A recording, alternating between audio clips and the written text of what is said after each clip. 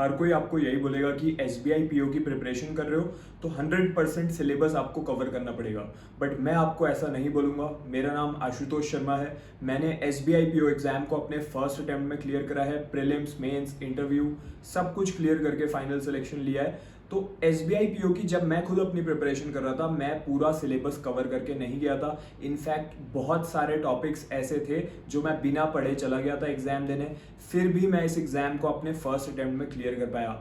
Actual में state bank of India का जो पीओ एग्जाम है, हार्ड वर्किंग स्टूडेंट्स को नहीं लेना चाहता, स्मार्ट वर्क करने वाले स्टूडेंट्स को लेना चाहता है। जो टॉपर्स होते हैं वो लोग पूरा सिलेबस करने पे फोकस नहीं करते। उनका फोकस ये रहता है कि जो हाई वेटेज वाले टॉपिक्स हैं, जिनको ज़्यादा प्रायोरिटी देनी है, वो आपको पता होने चाहिए, ताकि एक एक मिनट जो आप अपनी प्रिपरेशन में लगा रहे हो किसी भी चीज़ को पढ़ने में, किसी भी चीज़ को सीखने में, वो उस टॉपिक की तरफ जाना चाहिए, उस चैप्टर की तरफ जाना चाहिए जो आपको रिटर्न में ज़्यादा मार्क्स दे। जैसे कि एक टॉपिक होता है रिटर्न ऑन इन्वेस्टमेंट, तो जो आप अपना टाइम इन्वेस्ट कर रहे हो अपनी प्रिपरेशन में, उसका रिटर्न अच्छा मिलना चाहिए। यानी कि जो ऐसे टॉपिक्स हैं जिनमें से बहुत कम क्वेश्चंस आने वाले हैं, जिनकी ज़्यादा वेटेज नहीं है, या कुछ ऐसे टॉपिक्स हैं जिनमें जाके स्टूडेंट फंस जाता है, जिनको पढ़ने और सीखने में बहुत ज़्यादा टाइम वेस्ट होता है, बट एग्जाम में उतना अच्छा रिटर्न नहीं दे पाते वो टॉपिक्स,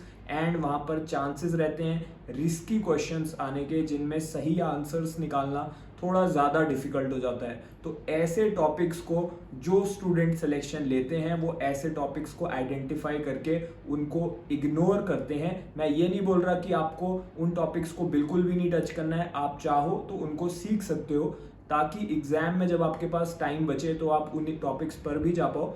बट जो आपका मेजॉरिटी ऑफ टाइम होना चाहिए प्रिपरेशन का, that should go towards the smart work. जो टॉपिक्स इंपॉर्टेंट है उन पर फोकस ज़्यादा करना है। तो इस वीडियो में मैं आपके साथ अपने वो सारे टॉपिक्स भी शेयर करूंगा, लेटेस्ट सिलेबस के अकॉर्डिंग आपको बताऊंगा, ताकि आपका जो आने वाला एसबीआई पीओ एग्जाम है उसकी प्रिपरेशन के करने के टाइम पर, यानी कि अभी जो आपकी प्रिपरेशन चल रही होगी एसबीआई पीओ के लिए, उसमें जो चीज़ ज़रूरी है सिलेक्शन लेने के लिए, उस पर आप फोकस कर पाओ।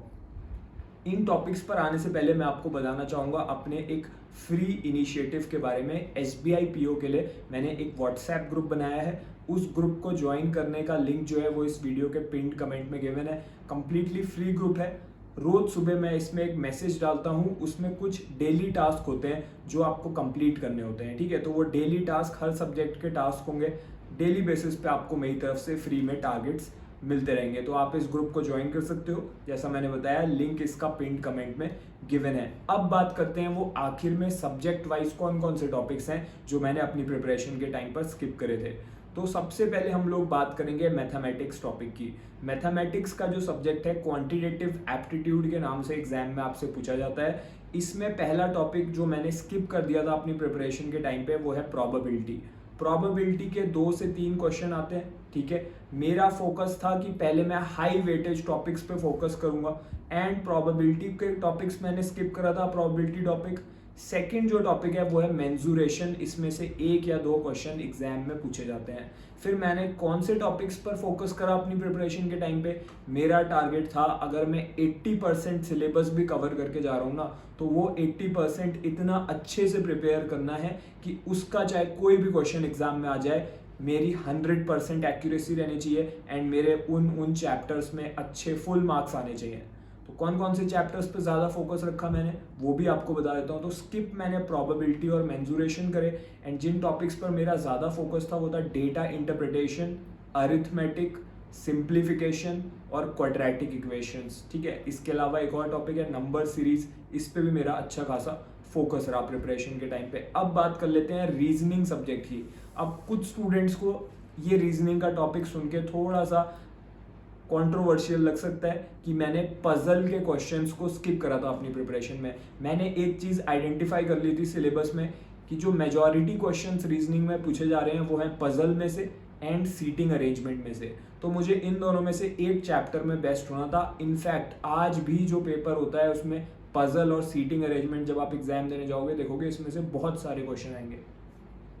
पजल के क्वेश्चन जब मैं करता था तो जो लेंदी पजल होते हैं जिसमें बड़े पैराग्राफ्स दे रखे होते हैं, उसमें किसी ना किसी पॉइंट पे जाके मैं स्टक हो जाता था, वहाँ पे मैं बहुत ज़्यादा टाइम वेस्ट करता था।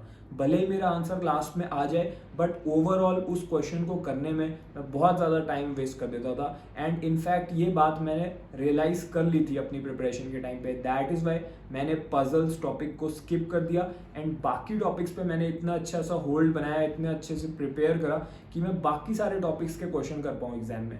तो जैसे ही एग्जाम में पजल का क्वेश्चन मेरे सामने आता था, मैं उसको स्किप करके अगले क्वेश्चन पे चले जाता था। सीटिंग अरेंजमेंट का क्वेश्चन आ गया, कर देना है। साइलॉगिज्म का आ गया, कर देना है। कोडेड क्वेश्चन आ गए, coded direction, coded blood relation करना है। तो इन टॉपिक्स के ज़्यादा क्वेश्चन भी आते हैं एग्जाम में, ठीक है। ऐसा नहीं है पजल के नहीं आते, पजल के भी आते हैं। एंड पजल में मैंने क्या करा, जब आप देखोगे एग्जाम का पैटर्न या जब आप एक्चुअल एग्जाम देने जाओगे, आपको पता चलेगा अगर 3 से 4 पजल के क्वेश्चन पूछे जा रहे हैं, अलग अलग सेट की बात कर रहा हूँ मैं, तो 1 या 2 ऐसे क्वेश्चंस होंगे पजल के जो उतने ज़्यादा लेंदी नहीं होंगे, थोड़े से शॉर्ट होंगे, ठीक है। पैराग्राफ थोड़ा सा छोटा होगा। तो मैं अपने एंड के टाइम में, यानी कि रीजनिंग सेक्शन के जब लास्ट का टाइम बचा है, जब मैंने बाकी सारे क्वेश्चंस कर लिए, तो मैं उस छोटे वाले पजल को अटेम्प्ट कर लेता था। उससे 2 या 3 मार्क्स आपको एक्स्ट्रा मिल जाते हैं and at the same time बड़े पजल की हैसल में नहीं जाना पड़ता। तो बाकी सारे टॉपिक्स इतने अच्छे से स्ट्रॉन्ग कर लो कि अगर पजल में स्टक फील कर रहे हो, नर्वस फील कर रहे हो, तो इसको आप स्किप कर पाओ। एक और टॉपिक जिसको मैंने स्किप करा था अपनी प्रिपरेशन में, वो है क्रिटिकल रीजनिंग। क्रिटिकल रीजनिंग के ज़्यादा क्वेश्चन मेंस एग्जाम में आते हैं, प्रीलिम्स में भी कभी 1 या 2 क्वेश्चन पूछ लिए जाते हैं, बट क्रिटिकल रीजनिंग थोड़ा सा इस टाइप का टॉपिक है कि अगर आपको ऑलरेडी उस क्वेश्चन को नहीं समझ में आ पा रहा है, क्योंकि इसमें आपको बहुत ज़्यादा कॉमन सेंस लगाना पड़ता है, थोड़े से लॉजिकल डिडक्शंस करने पड़ते हैं एंड यहाँ पर एक्यूरेसी 100% रखना थोड़ा सा डिफिकल्ट हो जाता है। दैट इज़ वाई मैंने इस टॉपिक को भी स्किप कर दिया था। अब हम लोग बात करेंगे इंग्लिश सब्जेक्ट के बारे में कि इंग्लिश में मैंने कौन से टॉपिक स्किप करे। देखो, स्किप कौन से करे उसे बताने से पहले इंग्लिश में मैं आपको बताऊंगा कौन से टॉपिक को स्किप नहीं करना है। रीडिंग कॉम्प्रीहेंशन को स्किप नहीं करना है, ठीक है। 50% क्वेश्चंस यहीं से आने वाले हैं। दूसरी चीज़ हो गई आपकी एरर डिटेक्शन, इसको भी कभी भी स्किप नहीं करना है, कि इसमें से भी बहुत सारे क्वेश्चंस आएंगे एग्जाम में। कौन से टॉपिक्स को मैंने स्किप करा, देखो, एक तो आपका मैच द कॉलम पूछा जाता है। कभी कभी इसके क्वेश्चन आ जाते हैं एंड थोड़े से ट्रिकी हो जाते हैं एक पॉइंट पे जाके। हो सकता है आपको अगर 4 अलग अलग मैच द कॉलम के आइटम्स गिवन है, 4 लेफ्ट में 4 राइट में, तो उसमें से 2 आपके हो जाएं लेकिन 2 में आप कंफ्यूज फील करो, ठीक है। ऐसा हो सकता है एग्जाम में। तो फिर मैच द कॉलम के क्वेश्चंस कभी कभी थोड़े से ज़्यादा कंफ्यूजिंग हो जाते हैं एग्जामिनेशन में, इसलिए ये मैं आपको बताना चाहता था कि इससे मैंने स्किप तो ना करके मैंने ये सोचा था कि इस टाइप के क्वेश्चन को एग्जाम के एंड में कराया जाए। पहले किस टाइप के क्वेश्चन करने हैं, रीडिंग कॉम्प्रीहेंशन के क्वेश्चंस कर लो, क्लोज टेस्ट के क्वेश्चंस कर लो, इसके अलावा जो पैरा जंबल्स के क्वेश्चन होते हैं वो कर लो, और आपके वोकैबलरी बेस्ड क्वेश्चंस होते हैं उसमें आप बहुत ज़्यादा टाइम अपनी प्रिपरेशन में वोकैबलरी को मत दो, क्योंकि जो वोकैबलरी होती है वो रिपीट भी होती है, कभी कभार नए वर्ड्स भी पूछ लिए जाते हैं। एक अच्छा खासा अपना डेटाबेस अपने माइंड में बना लो कि एटलीस्ट 1000 जो इंपॉर्टेंट वर्ड्स हैं उन्हें कवर कर लिया। उसके बाद एक बार आपने सारे इंपॉर्टेंट वर्ड्स कवर कर लिए जो पहले एग्जाम्स में पूछे जा चुके हैं, अराउंड 1000 तक आपने अपनी वोकैबलरी बिल्ड कर ली इतने वर्ड्स की, उसके बाद और ज़्यादा वर्ड्स सीखने से अच्छा है कि बाकी टॉपिक्स पर फोकस करके उनको शार्प कर लो।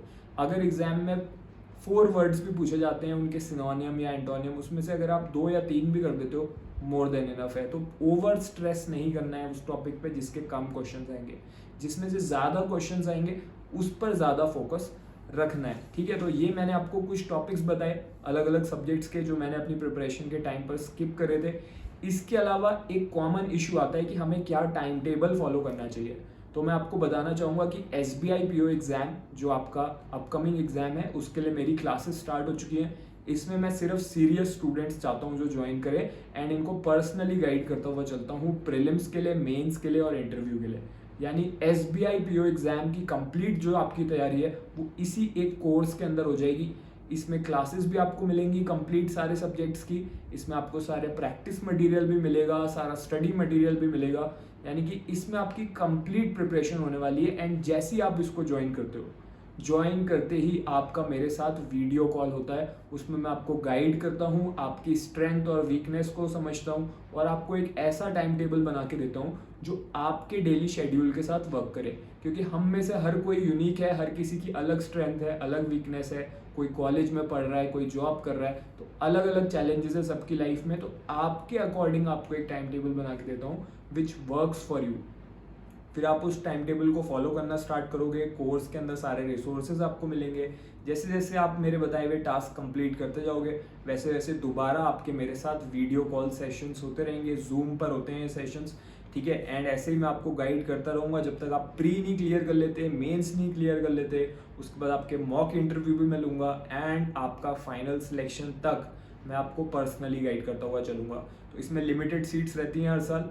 तो अगर आप सीरियस हो, आप चाहो तो इसको ज्वाइन कर सकते हो। इसको ज्वाइन करने का लिंक इस वीडियो के पिन कमेंट में गिवन है। वैसे बहुत से स्टूडेंट्स जो अभी वीडियो देख रहे होंगे, 50% से ज़्यादा ऑलरेडी इस बैच में इनरोल्ड है, ठीक है। तो आई होप आज आपको वो टॉपिक्स पता चल गए होंगे जो आपको स्किप करना पॉसिबल है। इनफैक्ट जो इंपॉर्टेंट टॉपिक्स हैं वो भी मैंने आपको बता दिए। तो इस वीडियो को शेयर कर दो उन सारे फ्रेंड्स के साथ जो SBI PO क्लियर करना चाहते हैं एंड इसको लाइक कर दो अगर आपको आज कुछ नया सीखने को मिला। I wish you all the best.